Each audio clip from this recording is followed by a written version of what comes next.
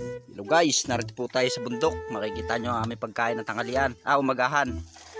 Ayan, mga native guys ang aming mga gamit. Una sa pinggan pa lang. Mga pansin na una yan guys. Paghigop ng sabaw pa lang, kitang-kita nyo naman, pikit mata. O ayun, dalang-dala ang laman. Mga pinggan guys, ayun. Ang ulam namin ay hinuli lang doon sa palaisdaan. Similya lang muna guys, Ito.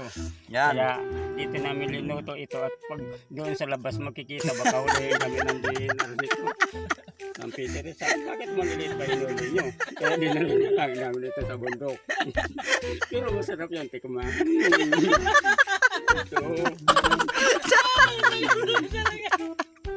Kami lang guys ang masakalam ni Ray. Masarap. yung ating pansit Papa Julie. Ipagmalaki mo. Para makita ng ating mga viewers. Ang ulam namin, pansit yan.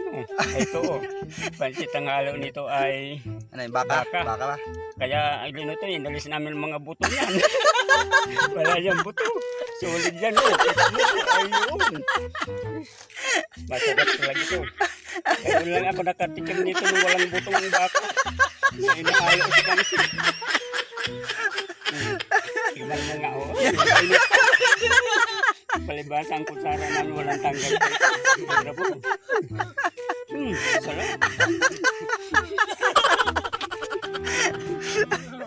Kaya ganyan guys kami kumain. Masaya. Masaya. Kahit ang ulam namin ay mga similya pa lang. Ayun guys, kaway-kaway sa ating mga viewers. Ng buto, inahalo sa pansit. Inuulam namin.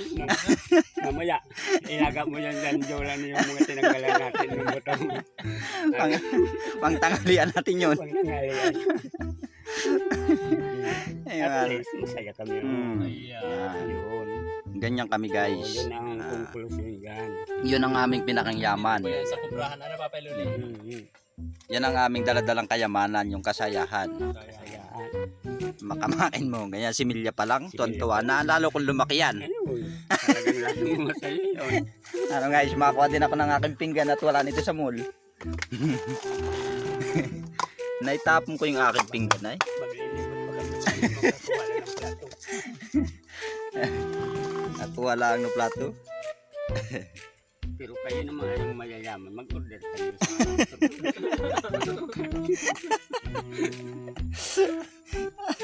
Araw, Ito ba Luli? Hindi po mababasag yung ano? hindi yan, antigo yan. Antigo. Antigo. Pwede mong i-donate yan sa ano, Basta yun. museum.